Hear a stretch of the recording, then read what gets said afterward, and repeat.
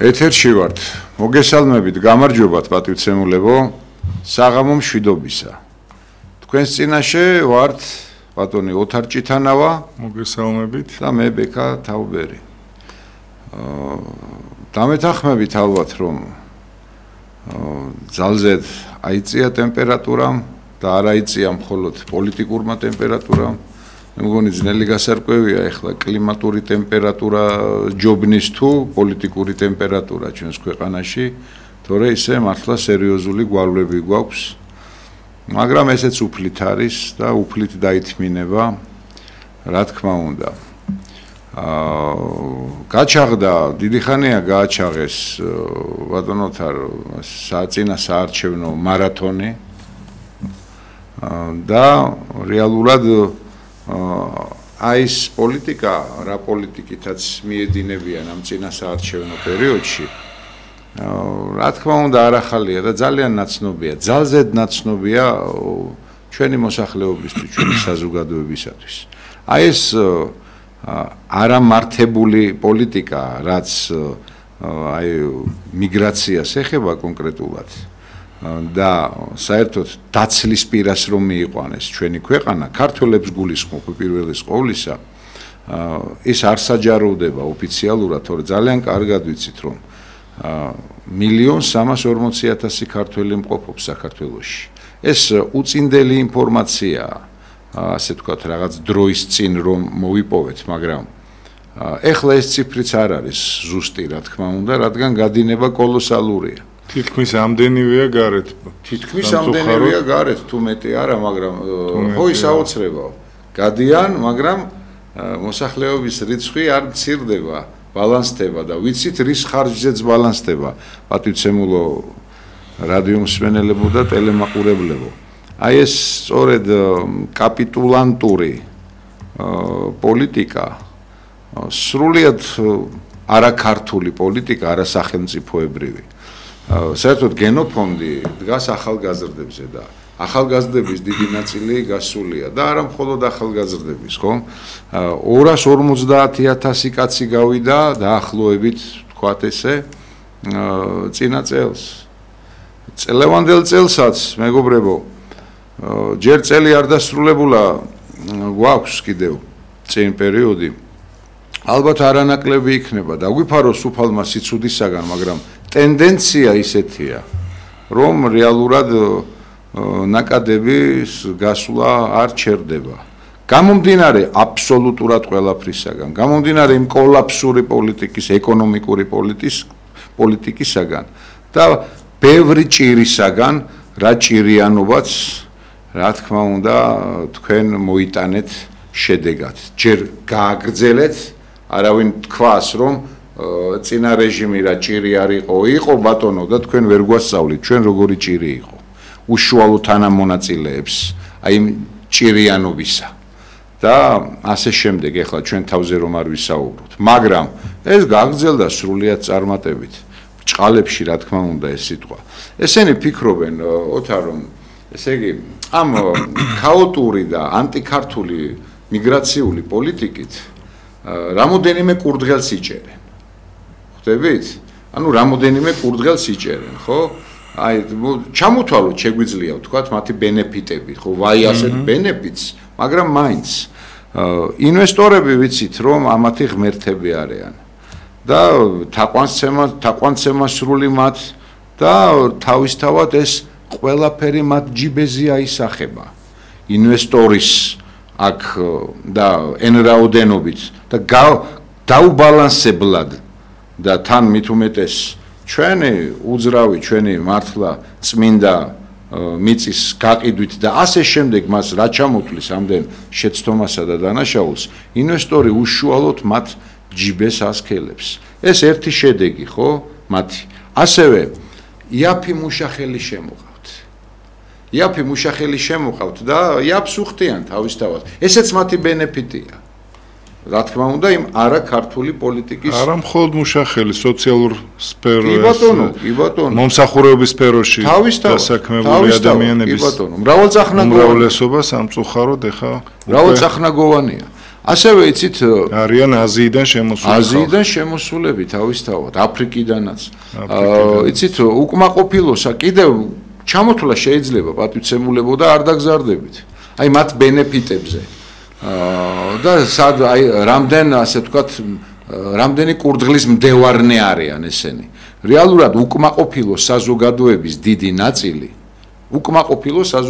დიდი ნაწილი და სოლიდური ნაწილი ახალგაზრდების აქედან საქართველოსდან გადის. და თქვენ როგორ ფიქრობთ, რატომ გადის? ტურისტულად წავა, დაისვენებს, ჩამოვა და ასე შემდეგ. თუ აქვს ამის შესაძლებლობა და ყველას მისცეს უფალმა. მაგრამ ეს ადამიანები შრომითი ემიგრანტები არიან და შრომით ემიგრანტად აქციეთ თქვენ ნახევარი ქვეყანაზე მეტი, თითქმის მთელი ქვეყანა, იცით? და როგორ ფიქრობთ, ეს ადამიანები კმაყოფილები არიან თქვენი პოლიტიკით? და აი თქვენი კურდღელი კიდევ მორიგი ის არის, რომ ამ ადამიანების გადინებით ანტაგონისტურ ფიქრობთ თქვენ, რომ ანტაგონისტურ მუხტს ამცირებენ ქვეყანაში. ამცირებენ, რამე თუ ნებისმიერ შემთხვევაში მათ საწინააღმდეგო ნაბიჯს გადადგავდნენ ეს ამ საზოგადოების, გასული საზოგადოების დიდი ნაწილი. მაგრამ არჩევნები იქაც ჩატარდება. იქაც აუცილებლად და ნებისმიერი სახის არჩევნები. ასევე მინდა ვთქვა, რომ გამოგზავნილი თანხებით მათი მევახშე საბანკო სისტემა ითფობს ხელს.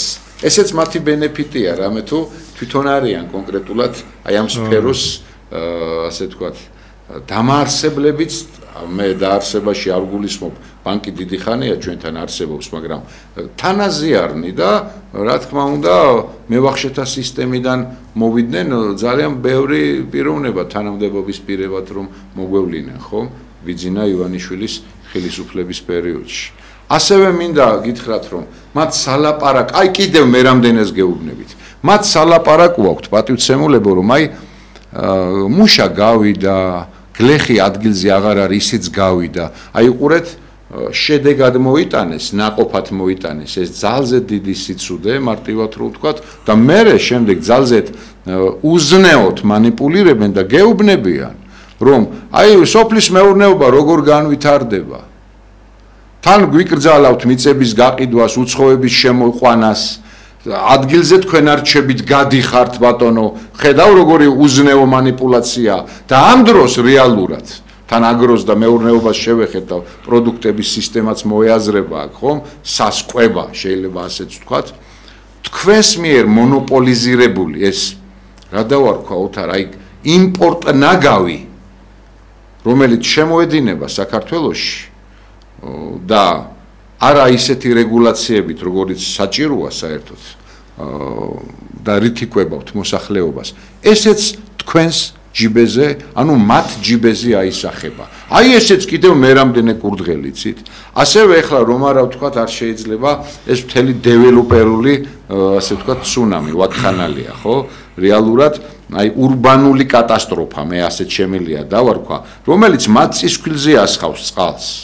რეალურად, იმიტომ რომ აქ დარჩენილი ადამიანი და დიდი კონტინგენტი იმდენად გაღარიბებულია ბატონებო, რომ აი თქვენი ასეთ ცათამბჯენებით და აი მართლა ამ урბანული კატასტროფით, რასაც აწარმოებთ, ის გაღარიბებული ჩვენი მოსახლეობა არათუ ახალ ბინას ვერ შეიძენს, საკუთარ ბინას ყიდის და შემოდინებული ის უცხო ტომი სოლიდური თანხების სანაცვლოდ შედის ამ რა თქმა უნდა ბინებში და დიდი დამკვიდრების გარანტიებიც ეძლევათ. აი ესეც ერთი თქვენი ბენეფიტი და ვაი ამ ბენეფიტს. იცით რა, ეხლა კალაძე წარადგინეს, კარგად ვიცით, საერთოდ კალაძეა სულ მონიტორზე რა, ეს დღეებია და მესამე ვადით ვიცით ძალიან კარგად და სატირალი რომ არ იყოს გაგეცინება თავისთავად და მისი სლოგანი, მისი ერთ-ერთი უპირველესი ასე ვთქვათ, რაც აღმოხდა და რაც წარმოთქვა, შეიძლება ისე ითქვას, რომ აი მეტი სიკეთეო ქალაქსო და მეტი პასუხისმგებლობაო. რა სიკეთეებითაც აავსეთ ქალაქი ბატონო ჩემო, ეს იცის თბილისის მოსახლეობამ და ძალზე დიდმა საზოგადოებამ. რა სიკეთეებიც თესეთ და როგორ სიკეთეებსაც იმკით, ხო? აღარ ჩამოვთვლი ახლა აი იმ ასე ვთქვათ არა მხოლოდ კაზუსებს, არამედ მართლა შეუსაბამო თბილისის ინფრასტრუქტურისთვის და საერთოდ გეოგრაფიისთვის სრულიად შეუსაბამო ურბანულ და საერთოდ ბინადმშენებლობის პოლიტიკას და არა მხოლოდ ყველა სეგმენტი შეიძლება მიმოვიხილოთ, თუმცა აქ გავჩერდები. ანუ კონკრეტულად იცით რას ნიშნავს მეტი სიკეთე ქალაქს? ვიცით, მაგრამ პასუხისმგებლობის ნაწილში ოთარ შეიძლება გარკვეულწილად დავეთანხმო. რამე თუ აქ იდუმალ, ესეც კარგად ვიცით საზოგადოებამ, რომელ პასუხისმგებლობაზეა საუბარი. თქვენ პასუხისმგებლობა რაღაც ესეთი ჯადოსნობა და მითოლოგია ხომ არ გგონიათ, პატივცემულებო. პასუხისმგებლობა თქვენ უპირატესად და უპირველესად გაქვთ თქვენს ლიდერზე, თქვენს ბელადზე, ასეც შეგვიძლია ვთქვათ, რომ განასაკუთარი ბიუჯეტიდან უნდა გადაიხადოს ბატონო ოთარ. არა, ისევე გამოხრული, გამოშიგნული ქალაქის და ჩვენი ჯიბეებიდან უნდა გადაიხადოს, რომ როგორმე დააკმაყოფილოს, არა მაპატიეთ, დააოკოს აი ამ დიდი ოლიგარქის მადა, ფინანსური მადა, თორე აქ დაოკებაზეა საუბარი, თორე იმას რა დააკმაყოფილებს კაც. იმას რა დააკმაყოფილებს. აი ესეც ერთ-ერთი ასე ვთქვათ, თქვენი ასე ვთქვათ, აი ამ მრავალი კურდღლის მადევრობის ერთ-ერთი ნიმუში. თავიდან აღნიშნე რომ კურდღლებს დაძდევთ თქო და ისე ნათქვამია და ძალიან კარგად ვიცით ყველამ რომ ორი კურდღლის მადევრის ამბავი ყველამ კარგად ვიცით ხო როგორ სრულდება ორი კურდღლის მაგრამ რადგან ოთარ მრავალ კურდღელს დაძდევენ ესენი სულ თავისუფლად შეიძლება ითქვას რომ მრავალი კურდღლის მადევარი თვითონ კურდღლის დღეში აღმოჩნდებაო აი ასეთი სასწაულებიც რა, ასეთი ადეკვატური შედეგებიც მოაქვს ხოლმე, აი თქვენს ამ მადევრობას და ასე შემდეგ. მე მინდოდა ჩვენ საუბარი გქონდა გუშინ ოთარ და არაერთ გზის კიდევ ვისაუბრებთ ახალგაზრდებისთვის და ყველასთვის ეს ეთერი ღია დამეთანხმები, მაგრამ კონკრეტულად ჩვენ გვყავს ძალიან უნიჭიერესი ახალგაზრდები და მათთან კომუნიკაცია ნებისმიერ საკითხზე მსჯელობა ჩვენთვისაც სიკეთის მომტანია ჩვენ შეიძლება მცირეწლოვანი ბავშვისგანაც ძალიან ბევრი ავიღოთ და ასე ვთქვათ ვისწავლოთ და გავითვალისწინოთ და ის რაც მათი საწუხარია ის რაც მათი სოფლმხედვის გარეშე პოლიტიკური სოფლმხედვის გარეშე ჩვენი შვილები არიან ოთარ ჩვენი ძმისშვილები არიან ჩვენი თან რას ქვია პოლიტიკური სოფლმხედვა ახალგაზრდებს ბავშვებს რა პოლიტიკური გამოცდილება უნდა გქონდეთ კაცო რეალურად იმ განათლებას მოვთხოვოთ იმ სოციუმს მოვთხოვოთ იმ უქნარობას და ლეთარგიული ძილის ასე ვთქვათ მაკულტივირებელ მამებს მოვთხოვოთ რომ ახალგაზრდები ვინც კი ჩააგდო იმ დღეში რა დღეშიც ჩააგდეს მაგრამ მე აქ ხარს უსვამ რომ ეს უნიჭიერესი თაობა დაეთმობა რა თქმა უნდა ეს ეთერი აქ ორიც შეგვიძლია თავისუფლად დავისვათ შემდეგ დისკუსია გაიმართოს მათთან იმ სატკივარზე რასაც ჩვენ შევძლებთ რა თქმა უნდა ჩვენ ცოდნას გაუზიარებთ მათ ძალიან ბევრი საკითხის ასე ვთქვათ მიმართებით და ასე შემდეგ აი დაკავებულთა გასაჭირი აი კონკრეტულად დღეს რომ ახალგაზრდები დაკავებულები არიან ისინი ჩვენი შვილები არ არიან ისინი ჩვენი თანამოქალაქეები არ არიან და ჩვენი ძმისშვილები ეს არ არის უტრირება ეს არ არის რაღაც სენსიტიურ რაღაც ზაფებზე და სენსორებზე თამაში მე რასაც ვფიქრობ იმას ვლაპარაკობ და ისე მიცხოვრია და არა მხოლოდ ჩვენ მე პირადად აი ეს პოლიტიკური ერთობა სწორედაც ასეთი ნიშნებით ასეთი იდეოლოგიითა და ერთსულოვნებითაა შექმნილი და არა ისე მოდი აბა გავერთიანდეთ არა მოდი აბა გავერთიანდეთ თეზის მსურველი ხშირად ბოლომდე აღარ რჩება ხოლმე იმ ერთობაში ეს კიდევ სხვა საკითხია ასე რომ სურს რომ სოლიდარობა გამოუცხადო აქედან კიდევ ხნეობა უსურო დაკავებულ ახალგაზრდებს და იცით რა კონკრეტულად ვინც თანაალმობას არ გამოხატავს ოთარ შემირცხვენია აი ვინც ჭირის უფლობას არ განიცდის აი იმის გამო რაც ხდება საქართველოში და განსაკუთრებით ახლა თემატიკა ახალგაზრდებზე გვაქვს, ხო? ახალგაზრდების თავს, რომელთაც დანაშაულიც კი ვერ დაუმტკიცეს.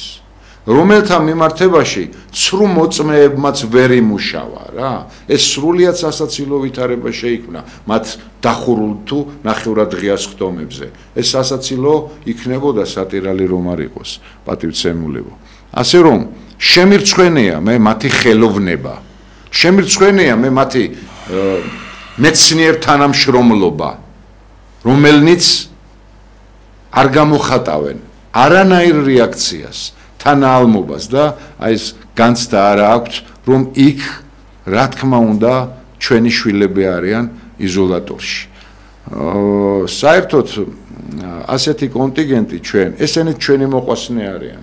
რა თქმა უნდა და როგორც ქრისტიანები ჩვენ ბევრ ყველას ვუსურებთ თვალის ახელას. მაგრამ ის რომ ჩამოყალიბებული პიროვნება ხარ, სიმღერითა თუ ფერწერით, თუ ნებისმიერი რამით სახელი გაითქვი, რაღაც ავტორიტეტი მოიხვეჭე და ცნობადი სახე ხარ, შენ რა უფლება გაქვს? შენ როგორ აძლევ იმის უფლებას, ან როგორ ისვენებ, რომ რეალურად ამ პოლიტიკასაც კი ეთანხმები ხელისუფლებისას.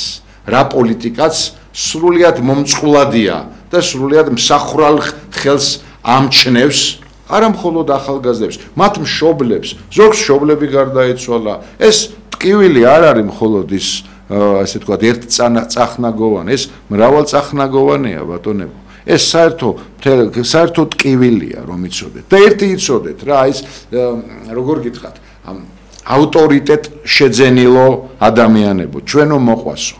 ტირანს, კონკრეტულად ტირანს, მსახური არასდროს არ უყვარს და მას ძალიან მალე მოისვრის. თუ არა ხართ დაბრმავებულნი, გადახედეთ თვითონ ოცნების საქმიანობას. ერთდროს გაღმერთებული პრემიერები და ნებისმიერი რანგის ჩინოვნიკი თუ რა დღეში ჩააგდეს და რა დღეში ჩააგდებენ. აი ამას გადახედეთ კონკრეტულად, მე სხვას არაფერს არ მოგითითებთ. ბატონო თარო, ყველა მიმართულებით არაერთი გვისაუბრია ხოლმე სტუდიაში შემოსვლამდე ნებისმიერ ფორმატში და რა თქმა უნდა ის დიაგნოზები, ის გამოთქმული აზრები, რაც მეც და არა მხოლოდ მე მესმის ხოლმე შენგან ერთ-ერთშია ჩემს მოსაზრებასთან ძირითად ნაწილში თავისთავად და ეხლაც დიდი სიამოვნებით მოგისმენ მეც ფართო აუდიტორიასთან ერთად.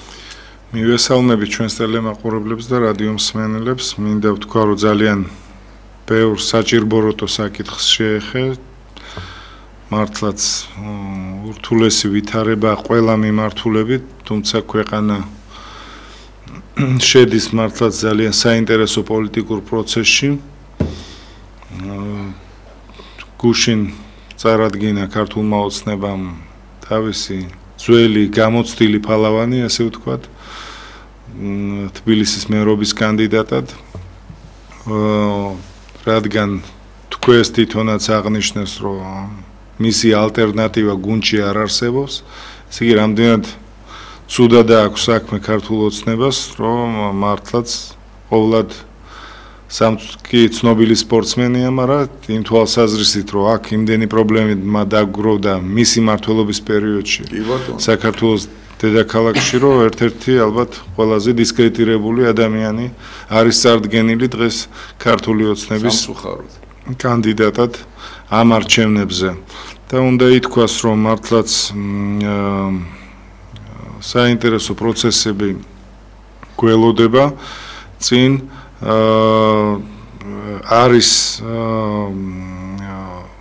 თუმცა არის ოპოზიციაში ძალიან სრული ქაოსი, ესე ვთქვათ.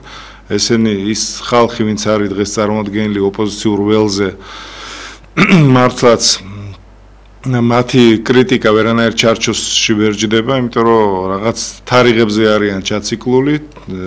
ერთი ნაწილი ამაზე აკრიტიკებს, ამბობს, რომ ოცნების თამაშს თამაშობს იქ სუსის წარმომადგენლები არიან და რაღაც გვახსოვს ჩვენ ეს რუსულ კანონთან დაკავშირებით 11 ნოემბერს 26 მაისს 31 ნოემბერს სულ ეს თარიღების ჟონგლირების პროცესი არის და ეხლა ამბობენ რომ 4 ოქტომბერს პრაქტიკულად იმ ოპოზიციურ სპექტრს რომელსაც ჩვენ უყურებთ არანაირი გეგმა სამოქმედო გეგმა არ აქვს წარმოდგენილი არანაირი ერთობა ხედავთ რომ არ არის იმიტომ რომ მაგ ოპოზიციის ნაწილს საერთოდ ბოიკოტის გამოცხადება უნდა მეორეს ნაწილს არჩევნებში მონაწილეობის მიღება უნდა მოკლედ ძალიან აბურდული სიტუაცია თუმცა ამ ვითარებაშიც მართლაც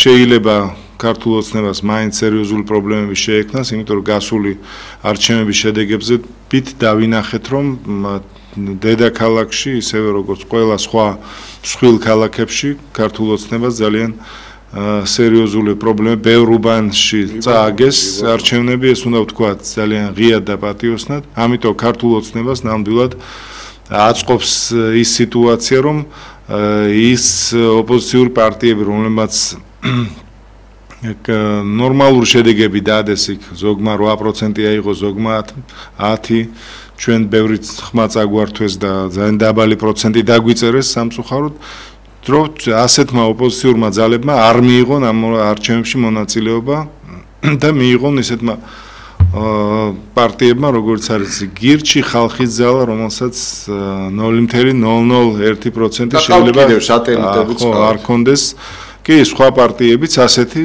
რომელსაც 1%-იანი მხარდაჭერაც არ აქვს და ნუ ასეთი რაც ბევრი იმონაწილეებს მით უფრო გაუადვილდება ქართულ ოცნებას ფონს გასვლა და იმ შედეგის დადება რომელიც მათ სურთ და რომელიც აქ სულ ახლახანს გორბმა გამოაქვეყნა ნუ რაც შეეხება კალაძეს მართლა ძალიან ბევრი პრობლემები აქვს იმიტომ რომ ეს პრობლემები დაგროვდა როგორც ავარიული მშენებლობებზე რომლებსაც ვერ მიეხედა და დღემდე 300-მდე ავარიული შენობა საქართველოს დედაქალაქში და ეს რიცხვი არ მცირდება არამედ წლების განმავლობაში უფრო მატულობს და ამ მიმართულებით საერთოდ არანაირი წინსვლა არ არის ყავს დედაქალაქში 153 სოციალურად დაუცველი ადამიანი და ამას ხო 153,000-მდეა კი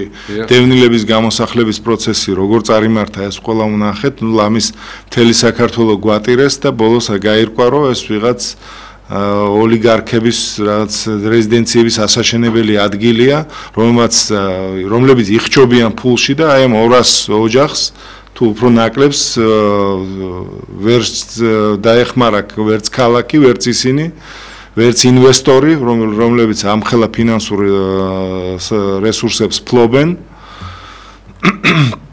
და ესეთ ვითარებაში უნდათ არჩევნების ჩატარება და ამის მოგება. ნუ ახლა არ ვიცი ვინც დავალებულია ალბათ კალაძეზე ეს სახელმწიფო მოხელეები, სიპის და აიპის და გამგეობის თანამშრომლები, ისინი ალბათ ბუნებრივია რომ მისცემენ ხმას, მაგრამ ის რა შედეგებსაც დებს გორბი და მისი მსგავსი კვლევითი ორგანიზაციების რეალურად მინდა უთხრა ჩვენს ხალხს რომ აცდენილია მართლაც რეალობას და ეს არის ის სიტუაცია რაც გვაქვს.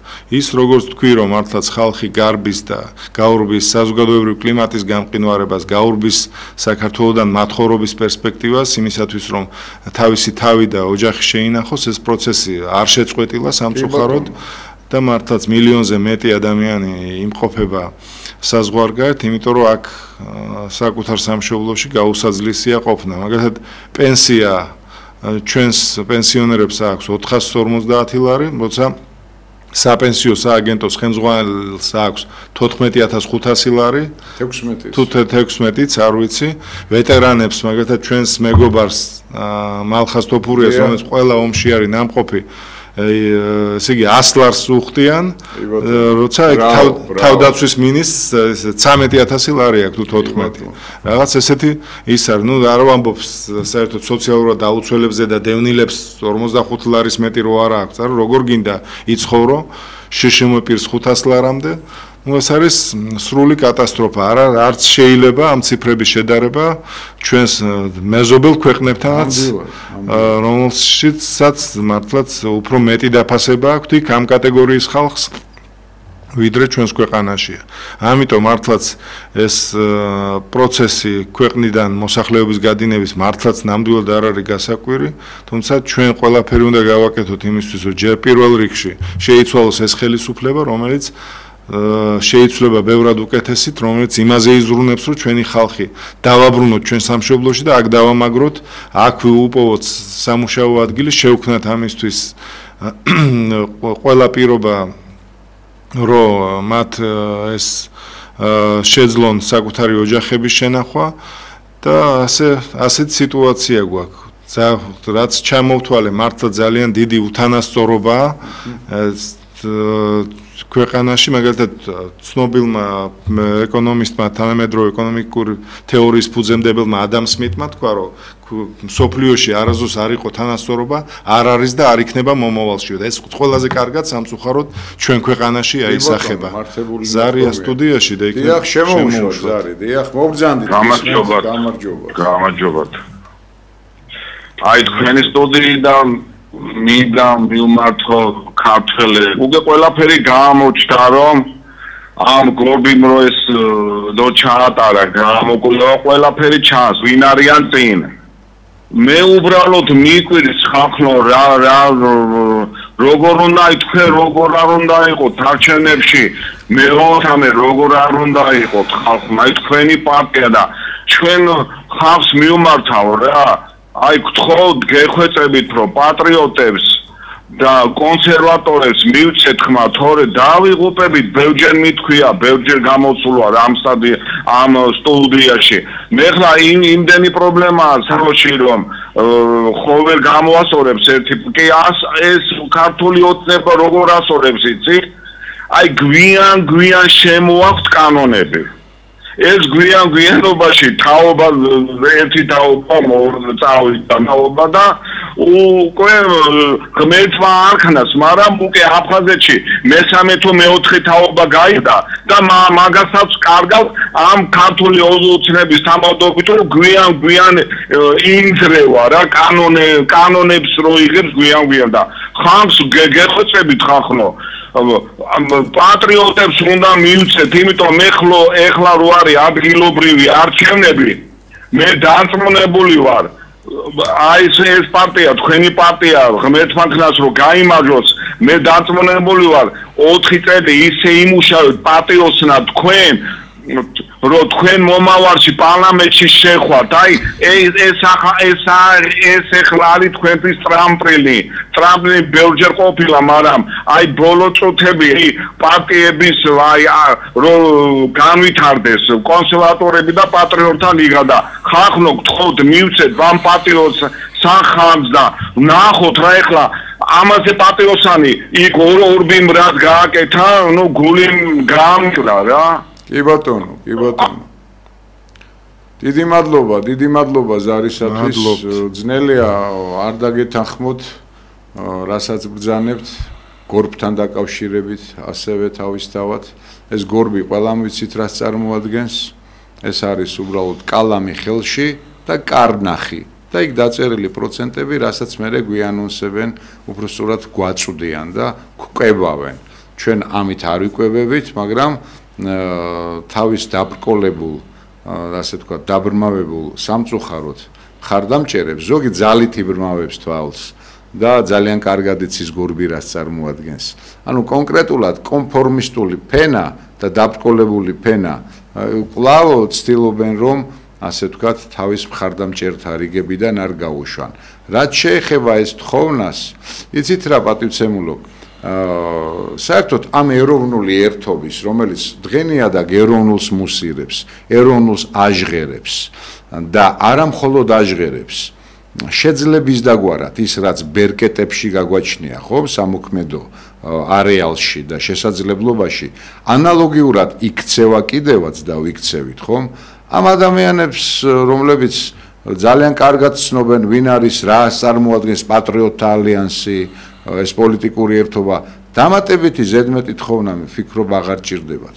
მათ მინდა რომ უთხრა მხოლოდ რომ ხელისუფლება, როცა დაჭირდა იყო ლიბერალი, ეხლა არავის ეგონოს რომ ისე გაკონსერვატორდა და ასე ვთქვათ, ტრადიციებს ჩაეხუტა, რომ რეალურად ეს იყოს სიმართლე ან სიმართლესთან მიახლოებული ბატონებო. მას როგორც ჭირდება კამელეონური პოლიტიკით, აი ისე მიედინება ამ 13 წლის განმავლობაში და ასე რომ ჩვენი ამომრჩეველია ძირითადად, ვინც ევროვნულად ფიქრობს, ვინცაც თავისი თავის ქვეყანაში მიმდინარე მოვლენები, ვისთვისაც სულ ერთი არ არის. ვისთვისაც სულ ერთი არ არის ახალგაზრდა თაობა. ვინც თავის მოყვასად და ტკივილად აღიქვამს ნებისმიერი ჩვენი თანამოქალაქის გასაჭირს. ვინც ასე აზროვნებს, ესენი ღმერთმა ამრავლა საქართველოში და ჩვენი მხარდამჭერები არიან, ამიტომ მიდის უზნეო ბრძოლა ჩვენი მხარდამჭერების დასაბრკოლებლად, მაგრამ იცოდეთ რომ ვერ დააბრკოლებთ. ზარია ეთერში მოგზაურობთ. ალო. გამარჯობათ. გამარჯობათ, მოგესალმებით. მე გარდაბიძანი გინეგავთ, სოციალურ შემოქმედებით. პოზიტივიდან დევნილი ვარ. 2000 წლიდან რიცხვება 20 ჰექტარი მიწა სახნავი და 5 წელიწადია დაუჭირა განცხადებაზე შემაქრო ან იჭარი გადმოცემა აუქციონის სახით შევისწრებო სახელმწიფოსგან და ხანრას მოუგებდა ჰარას მატყუებენ რომ იჯარა არ შეიძლება მე იჯარი იპოთეკით შესყიდვაზე თუ შემაქ მაშინ უგლებია რომ იჯარით უნდა შეიტანო იჯარით შემაქ შესყიდვაზე შემოიტანო 5 წელიწადია რომ მატყუებენ და მაწვალებენ არ მაძლევენ იმის საშუალებას რომ მოუხნა ეს მიწა სიმინდი დაუწესო ხორბალი რაღაცა ოჯახში შევიტანო თეორიკად იგი სახელმწიფოს ხორვატი ხებამეთი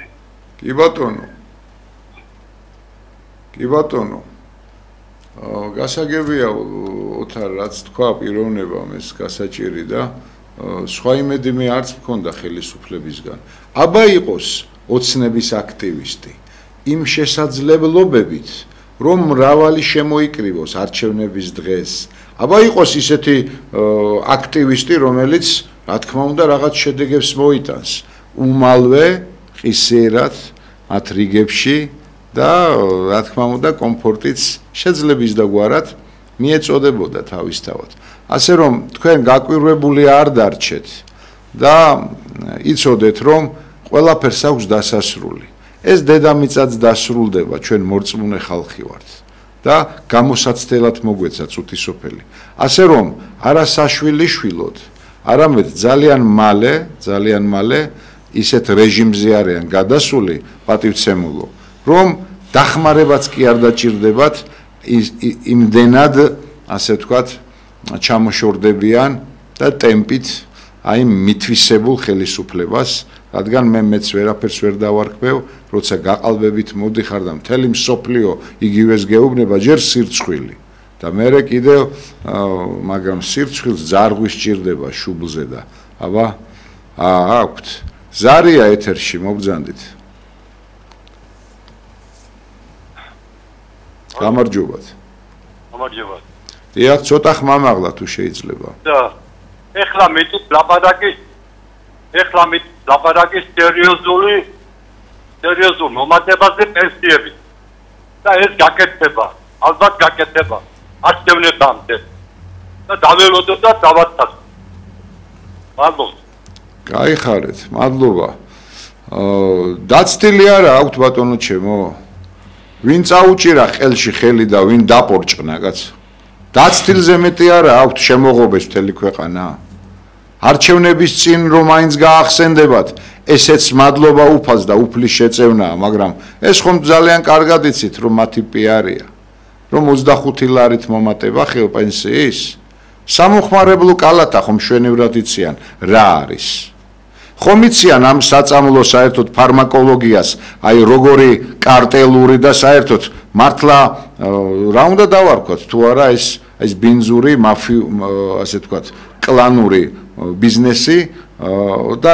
კონკრეტულად მე რამოდენიმე წამალიც კი შემიძლია დავასახელო, უბრალოდ ეს დიდ დროს წაიღებს, როცა 8 ლარი ღირს გნებავთ თურქეთში და აქ ღირს 38 ლარი, 39 ლარი, გესმით? ეს რა არის? ხო, ასე რომ ფოჩიანი კამფეტებია ბატონებო, იცით, სადაც ჭირი გამრავლდა, იქ მადლი გარდაემეტაო, ნათქვამია, მაგრამ იქნება კი მადლი 25 და 20 ლარის მომატებით კიდევ ოცნების ხარდამჭერებად იქცეს მთელი ქვეყანა? თვითონ 25 პენსიონერის იმას იღებენ. კიბა 40 ჯერ მეც, კაცო. 40 ჯერ მეც იღებენ, ვიდრე პენსიონერია. 40 ჯერ მეც და უფრო მეც კიდევ. ზარია ეთერში მობძანდით. ალო. ტელევიზორს ცოტა დაუწიეთ თუ შეიძლება. ეთერში ვარ. დიახ, ეთერში ბრძანდებით. გამარჯობა. გამარჯობა. გამარჯობათ. ეხლა რამინა რო თქვა. ბრძანეთ. ესა.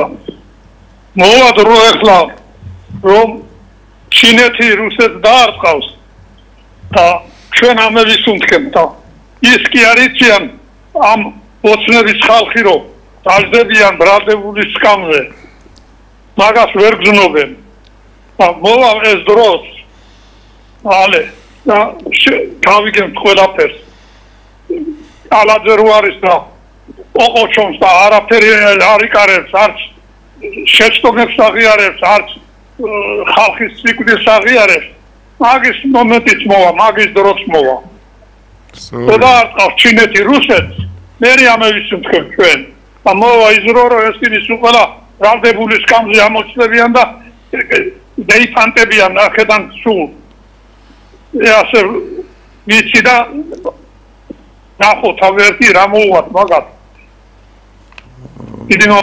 მადლობა ყურადღების უფროსწორად ზარისათვის შეგიძლიათ რა თქმა უნდა უპასუხოთ ოთარ ეხლა ჩინეთი რუსეთს დაარტყავს ჩინეთი სანამ რუსეთს დაარტყავს მანამდე ვართ ისეთ კატასტროფაში რომ ნუღარ იტყვი და შემდეგ რა იქნება ეს ძნელი წარმოსადგენელი არა ორივე დარტყმულებივით არიან ამერიკისგან იმიტომ რომ მართლაც ისეთი პროცესები წავიდა ეხლა ერთი კვირა აქვს უკვე მიცემული რუსეთს იმისათვის რომ ეს კონფლიქტი შეწყვიტოს სხვა შემთხვევაში ის ქვეყნები მაგალითად იგივე ჩინეთი და ინდოეთი მიიღებენ მეორად სანქციებს ამერიკისგან რაც ძალიან სერიოზულად დაარტყავს რუსეთსაც და ჩინეთსაც ეს ამ რეალობის წინაშე ძალიან მალე დავდგებით რადგან ის რესურსები რომელსაც სანქციების გვერდის ავლით იღებს ჩინეთი და ინდოეთი მართლაც მათ ჩრდილოვან ფლოტს ძალიან სერიოზული პრობლემა შეექმნება ამით და ამის მოწმეები არ არის შორეული პერსპექტივა ძალიან მალე გავხდებით. კი ბატონო, გეთანხმები ოთარ, მაგრამ ერთს დავსძენ აუცილებლად. კი არა, ჯეროვანად აი დარწმუნებული ვიტყვი რომ ვინ ვის დაარტყავს და რა დროში დაარტყავს მით უმეტეს ჩვენს ირგვლივ სამეზობლოში განვითარებულ მოვლენებს მოვეაზრებ მე უპირველეს ყოვლისა და არა 900-ას იქით ეს რა თქმა უნდა ჩვენც შეგვეხება საერთოდ როგორ შეიძლება სხვათა ხოცვა-ჟლეტაში ჩვენ რამე სახარბიელო ვნახოთ როგორ შეიძლება ძალმომრეობა იყოს ჩვენი ნუგეში ჩვენ ვისურვოთ რომ გონებაზე მოგებულიყვნენ თვალი აეხილოთ გონების თვალი და ამ სანქციომანიას და ამ დენთისა და ასე ვთქვათ ცეცხლთან თამაშს ცოტა ხნით მაინც ჩამოშორდნენ და მერე მიხვდებიან რომ ცეცხლის გარეშეც თურმე შესაძლებელია რაიმე ესეთი სერიოზული გადაწყვეტილებების მიღება, მაგრამ სურთ კი ეს რეგულაციის მამებს არა სურთ. ასე რომ ჩვენ არ ვენ უკვით და არ უნატრულობთ, რა თქმა უნდა, ვინ ვის დაარტყავს. რეალურად მით უმეტეს ჩვენ სამეზობლოში მცირე თუ დიდ ქვეყანას ვიღაცა დაარტყავს თუ ეს დაარტყავს. ჩვენ სადავართ მერე ისინი ბატონო აკლემები არიან და ჩვენ კოზაკის ბედი არ გავიზიაროთ ბატონო ჩემო. ასე რომ შვიდობა იყოს, საღმრთო შვიდობა იყოს, საღმრთო და არა დაჭაობებული და მყრალი. მე ამას უსურებ თელ სამყაროს და განსაკუთრებულად ჩვენს ქვეყანას თავისთავად. რაც შეეხება ჩვენს ასე ვთქვათ მეორე ფორმატს, ბატონოთარ, ჩვენ მცირე შესვენების შემდეგ უთხრათ ტელემაყურებელს, რომ ისე ვაგრძელებთ, რა თქმა უნდა, თქვენთან ურთიერთობას, ჩვენ სტუმარიც გვეყოლება ძალზედ საინტერესო პიროვნება და როცა შემოგზანდება მერე წარვადგენთ და მსურს რომ ზარების შემდეგ მომდევნო ასე თქვათ საათის განმავლობაშიც იქნება თავისთავად და მინდა რომ იცით ერთ რამეზე კი არ შევთანხმდეთ, ერთი რამ გავითვალისწინოთ ყველამ აბსოლუტურად, რომ თუ ჩვენს ქვეყანა აი ძალიან არ უნდა გინდოდეს, რომ ეს ქვეყანა გადაარჩინო, ძალიან არ უნდა გინდოდეს ამ მდიდარი ქვეყნის ხას უსვამ ბატონებო. ჩვენ არა ვართ ეხლა ისეთი კვადრატული მეტრებით და ჰექტრობით მიწის პატრონები, რომ ეს საუბარი არ შეგვეხოს. დიდი სიმდიდრის მქონე ქვეყანას ძალიან უნდა გინდოდეს, რომ ასეთ გაჭირვებულ, ასეთ გაღატაკებულ მდგომარეობაში ამყოფო. და ძალიან ვისენდომება თუ არა ჩვენს ავადმახსენებელს, ჩვენი ქვეყნის ძირს გამომთხრელს და ვაი რომ არ დაუკლია ისტორიულად არც ერთ მტერს, რომელიც გარშემო ჯარული ყავდა ჩვენ ისეთ გეოგრაფიაში ვიმყოფებით, მაგრამ ვუძლებდით. ჩვენთვის გაცილებით მტკივნეული, გაცილებით დიდი იარისა და ასე ვთქვათ, ამ მტკივილის გაგრძელების მომცემი იყო სწორედაც თანამემამულეთა ღალატი, ზურგში მახვილი, ციხის შიგნიდან გატეხა და ასე შემდეგ და ასე შემდეგ. ვეთანხმები რა თქმა უნდა უთარ და ამისთანა ადამიანებმა დღეს კოლაბორაციაში რომ არიან ყველასთან და ყველაფერთან ოღონდ საკუთარი ფისკალური ეფექტი რამენაირად დაიჭირონ და გარეთ ქვაქვაზე ნუ დარჩება. აი ამ უღმერთო ხანამდე მოვედით და კიდევ გვიკვირს რომ აი როგორი ტემპერატურა თურმე როგორი გვალვა, აი იქ ისე რატომ მოხდა. ბატონებო, განუზომელია უფლის წყალობა. განუზომლად დიდია, დაუმსახურებლად ღებულობთ. თვალი ავახილოთ და რა ვიცი თუ ეხლა თლად უცბად ეკლესიური არ გახდება მთელი ქვეყანა, ვიცოდეთ რომ ლოცვის გარეშე არც ბრძოლაა და არც შრომა. და არც ლოცვა კიდევ ბრძოლის გარეშე და შრომის გარეშე. ყველაფერს ბრძოლა და შრომა ჭირდება. და ეს ქართველს ოდითგან არ ესწავლებოდა და დღეს გარკვეულწილად რაღაც ამნეზიაშია, მაგრამ იმედი ვიქონიოთ რომ ქართველი ერი მაინც ღვთის და ღვთისმშობლის კალთის ქვეშაა და აქ გონიერება რომელიც დღეს ლატენტურადაა იფეთქებს და გაიღვიძებს. დროებით პატივცემულებო დაგველოდეთ ცოტა ხანში შემოგიერთდებით.